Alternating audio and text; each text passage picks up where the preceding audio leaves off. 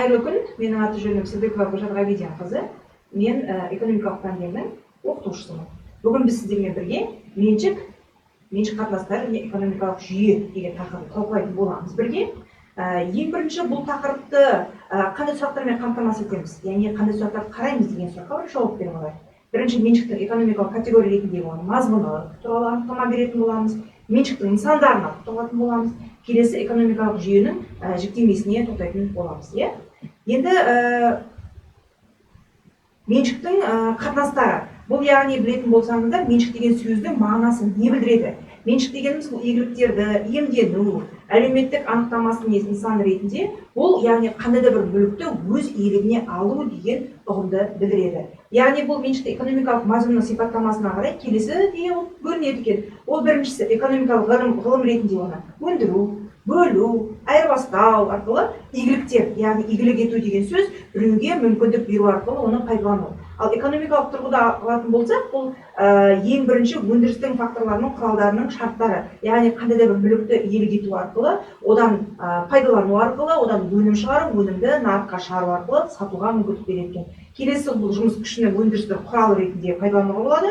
Яғни бұл ең алдымен адам өндірісті пайдаланған кезінде экономикалық іс-әрекеттердің бір сипаттамасы ретінде меншіктің қатынастары бар екен. Ал енді меншіктің экономикалық категория ретіндегі игіліктерді иемдену барысында туындайтын қандай қатынастар бар, соған тоқтала кетейік. Олай болатын болса, ең бірінші меншіктің бұл жерде түсінігін берудің алдында біз объектісі, субъектісі, олардың бір-бірімен қарым-қатынасы қандай деген сұрақтардың мазмұндық жауабын алайық.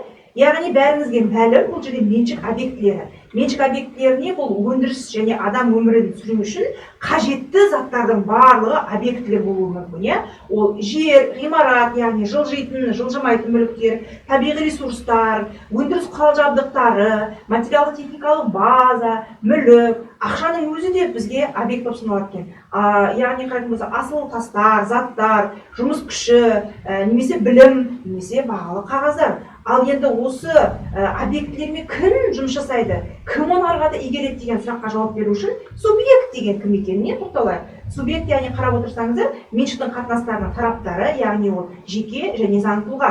Ол адамның өзі, отбасы мүшелері, топтар, ұжым, халық, мемлекет және де басқару органдары кіреді. Ал енді осы екі объект пен субъекттің бір-бірімен қарым-қатынасы, яғни қалай жүзеге асырылады. Яғни субъект объектінің қарым-қатынасы бойынша меншік, яғни бұл жерде зат емес, меншік заттарға байланысты іс-әрекеттерді жүзеге асыратын ұғым болып саналады. Енді осы меншіктің қатынастарына тоқтайтын болсақ, келесі мындай сипаттамада тағы да бір түсініктер беріп өтейік сіздермен бірге. Иемдену деген не? Жарайды, оған жауап беретін болайық. Иемдену деген мүліктің іс жүзінде иелену мүмкіндігіне қарай заңды тұрғыда оны қамтамасыз ету. Әрине бұл жерде сол иемдегеннен кейін оған затқа мүлікке ие ету, яғни билік ету. Ал билік еткеннен кейін не істейміз біз? Пайдаланамыз. Ал пайдалану деген не? Пайдалану бұл белгілі бір игіліктің оның пайдалы қасиеттеріне ала отырып, оны қамтамасыз ету арқылы өзіміздің сұранысымызды қанағаттандыру. Яғни пайдаланудан кейін бізде иемдену арқылы бізге билік ету керек болады. Ал билік ету деген не? Билік ету деген сөз бұл мүліктің тағдырын айқындау, заңмен қамтамасыз ету. Яғни сол заттың заңды мекені және де сол заттың нақты кім иесі екендігін дәлелдеу үшін билік ету керек екен. Мысалға алатын болсақ, қандай да бір интеллектуалды ойындардың, немесе бір кітап жазайық, немесе бір жоба жасайтын болсақ, мысалға, құрметті студенттер, бұл жерде сол жобаның сіз иесі екендігіңізді қалай дәлелдейсіз? Әрине бұл жерде ең бірінші авторлық құқық деген нәрсе бар. Авторлық құқықтың ішінде білесіздер, оны патенттеу керек заңды түрде. Сіздің жобаңызды келесі бір тұлға өзінің жобасы ретінде алып кетпеу үшін, яғни заңды иемдену арқылы сіз оны істей аласыз, дәлелдей аласыздар. Келесі қарайтын болсақ, меншіктің экономикалық мазмұнның сипаттамасына қарай қалай жасаймыз және де оны қалай бөледі екенбіз. Яғни бұл жерде меншіктің экономикалық мазмұнның сипаттамаларына қарай келесідей тұжырымдамаға қарауға болады екен. Біріншісі, меншіктің өндірісті құрал-жабдықтар ретінде өнімнің қатысқан адамдардың арасындағы өзара байланыс болуы мүмкін. Экономикалық жаңағы билік ету арқылы тәуелді қатынастарды ұйымдастыруға болады. Иемдену арқылы, яғни меншік субъектілері, меншік объектілерінің өзара бір-бірімен байланысуы, Келесі бұл бөтенсіну деген сөз меншік объектісін еріктен шығарып тастау. Яғни енді ол сіздікі емес, бөтен адамдікі. Өйткені сіз оған мүмкіндік беріп тұрсыз. Мысалға, егер де сатып алатын болса сіздің жобаңыз, немесе тағы да бір басқа да нәрселер болатын болса, сіз өзіңіздің мүлікті иелік еткен адамды, мысалға өзіңіздің билігіңіздегі мүлікті оған беріп отырсыз. Заңды түрде енді ол кісі иеленеді, иә? Меншіктің экономикалық жүзеге асуына, яғни бұл жерде тек қана ол пайдаланып қана қоймай, сол сіздің мүлігіңіз сізге табыс алып келу керек. Көрдіңіз ба? Табыс алып келу арқылы сіз өзіңіздің сұранысыңызды қанағаттандыруыңыз керек болады. Келесі енді бұл жерде әрине меншіктің құқықтық қатынастары. Яғни жаңа айтып кеттік, құқықтық қатынастар деген сөз сол заттың немесе мүліктің заңды түрде сіздің өзіңіздің иелік етуіңіздің барысы, иә? Келесі енді қарайтын болсаңыздар, меншіктің құқықтары. Бұл жерде меншіктің құқықтарына Айнұр, 60-дағы.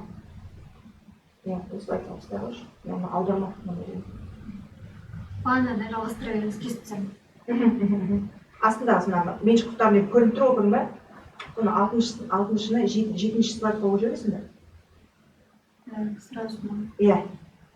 Міне. Кеттік па? Кеттік. Енді қарайтын болсаңыздар, назар аударыңыздар, бұл жерде меншіктің құқықтарының шоғырланған тізбесі жасақталып тұр. Яғни, мән беріңіздер. Біріншісі, иемдену құқығы. Қандай да бір иелік етуді жағдайда бақылау жасау. Бақылау деген сөз, яғни сіз өзіңіздің иелігіңіздегі бір мүлікті беру арқылы бақылау жасайсыз. Яғни оны қалай пайдаланды, не істеп жатыр, пайда бар ма немесе жоқ па дегендей.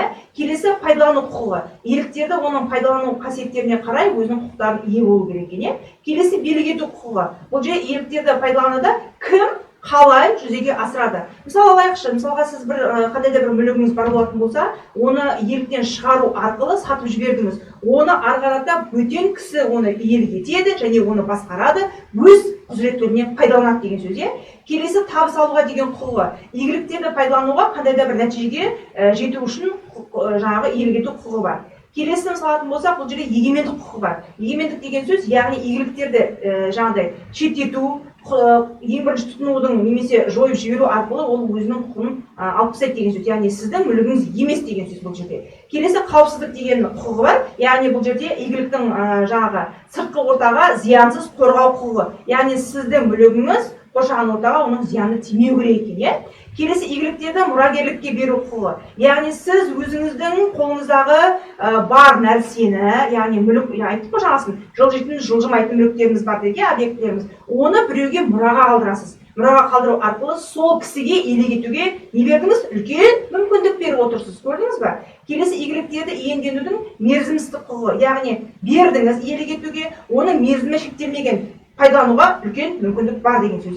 9-шы, яғни сыртқы ортаға зияны келтірмейтін әдістерді қолдану арқылы қарсылық жасау құқығы. Яғни бұл жерде сіздің сол мүлігіңіз, яғни объектіңіз қоршаған ортаға зиян келтірмей, яғни жан-жаққа керісінше оның пайдасы тиюі керек екен. Келесі жауапкершілікке жазалау және қолдану құқығы. Яғни қарызды төлеу игіліктерін жазалау мүмкіндігі. Яғни кейбір кездерінде сатып алушы немесе пайдаланушы оның ішіне сіздің мүлігіңізді мүмкін жалға алуы мүмкін шығар, бір затты. Жалға алған кезінде соған үлкен жауапкершілікпен қарамайтындай азаматтар бар. Яғни бұл жеретін болсақ, субъектілердің ішінде сол жауапкершілікті мойнына ала отырып, сол затты қалай алды, тура солай сізге қайтаруға тиісті. Өйткені сіз екі жақтық не жасадыңыз? Келісім шарт жасадыңыз. Сол келісім шартта сатып алушының, сатушының арасындағы бір-біріне байланысы, немесе жалға беру кезінде сол мүлікті мысалға алатын болсақ, ол пәтер болуы мүмкін, ол жылжымайтын мүлік, жылжитын мүліктердің ішінде көлік болуы мүмкін, жеңіл автокөлігі болуы мүмкін. Жалға алған кезінде міндетті түрде сол мүліктің толығымен жауапкершілігін сол жалға алушы өз мойнына алады деген сөз. Енді келесі бұл қалдықтық сипаттамада құқық, яғни бұзылған құқықтарының қалпына келтіру арқылы қамтамасыз ету. Мысалға, егер де сол мүлікке қандай да бір зиян келетін болса, соны заңды түрде оны не істеу керек болады? Орнына, қалпына келтіру керек болады. Көрдіңіз ба? Енді меншік нысандарына қарай қаншаға бөлінген қалай істейміз, Енді ең бірінші астындағы. Міне, осыған. Соңғы екі слайд бар. Меншік нысандарына байланысты келесідей топтарға бөлуге болады екен. Біріншісі жеке меншік, яғни сол заттың заңды түрде сіз немесе кәсіпорындар немесе заңды тұлғалар иелік етуі. келесі кетіп қалдым. Айнұр, алып тастайыншы мұны. Басынан бастайын. Меншік нысандарына байланысты екіге бөлінген. Біріншісі жеке меншік, келесі мемлекеттік меншік. Көріп тұрсыздар, бұл яғни республикалық және коммуналды деп екіге бөлініп тұр. Жеке меншік ең бірінші бұл индивидуалды, яғни жеке адамның өзінің иелік етуі. Яғни кейбір кездерінде бұл ұжымдық меншік болуы да мүмкін. Яғни оның ішінде шаруашылық серіктестіктер, жауапкершілігі шектеулі серіктес мекемелер болуы мүмкін, акционерлік қоғамдар болуы мүмкін, немесе өндірістік кооперативтер болуы мүмкін. Ал мемлекеттік меншік бұл республикалық және коммуналды болып екіге бөлінеді. Ал енді осы индивидуалды дейміз ғой, немесе жаңа айтқан сияқты ұжымдық болып бөлінетін болса, бұл меншік иесінің жеке еңбегі, немесе ол жалдамалы еңбек болуы мүмкін. Жалдамалы еңбек білесіздер, бұл жерде заңды түрде жұмыспен, яғни екі жақты жасалған келісімшарт негізінде жұмыс жасау арқылы өзінің жасаған еңбегі үшін ақысын сұрау. Көріп отқандарыңыздай өзіңіз. Келесі, яғни меншіктің өзгерту нысандары. Қалай біз меншікті өзгертеміз? Енді меншікті өзгерту нысандары мына соңғы слайдта көріп тұрсыздар.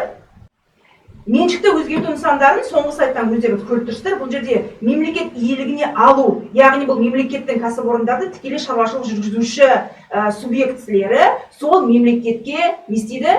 Өзінің жауабын алады екен. Келесі жекешелендіру. Жекешелендіру деген не? Яғни бұл жерде заңды және жеке тұлғалардың мемлекеттік меншіктегі объектілерді, соның қатарында мысалы кәсіпорындар болуы мүмкін, ұйымдар болуы мүмкін, өзгерту арқылы өзінің, яғни акционерлік қоғам ретінде акциялардың үлесін алу арқылы жекеменшік болып кетуі әбден мүмкін. Енді жекешелендірудің түрлері қандай екен? Бұл кіші жекешелендіру, жұмысшылардың саны 200 адамнан асатын болса, ол кіші жекешелендіру бар екен. Ал енді жаппай жекешелендіру болатын болса, онда оның адам саны, яғни жұмысшы ісіндегі қызметкерлердің саны 200-ден асатын болатын болса, онда ол жаппай жекешелендіру бар екен. Ал енді кейбір кездерде жеке жобаларды жекешелендірген кезінде ол адамның саны, яғни қызметкердің саны 5000-нан аса болатын болса, онда ол үлкен кәсіпорындар, бізде ондай кәсіпорындар бар жалпы алған кезінде Қазақстанда, осылай болуы мүмкін. Енді жекешелендірудің әдістері қандай? Ең бірінші ол аукциондар арқылы, немесе акцияларды сату арқылы,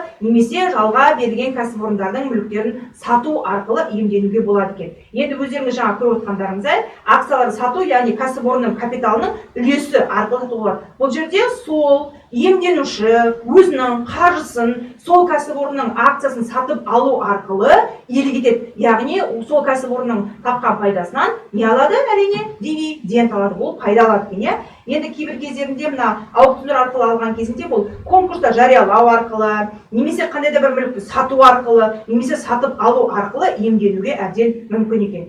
Енді өздеріңіз бүгін көргендей, біз меншіктің нысандарына тоқтадық, меншіктің формаларын көрдік, қалай оны меншікті өзгертуге болатынын көрдік, жеке меншік, мемлекеттік меншіктің арасындағы қарым-қатынасты көрдік, сонымен қатар объект мен субъектіде тоқтадық. Сондықтан да бүгінгі сабақ сізге пайдалы болды деген сенімдемін. Келесі кездескенше сау болыңыздар.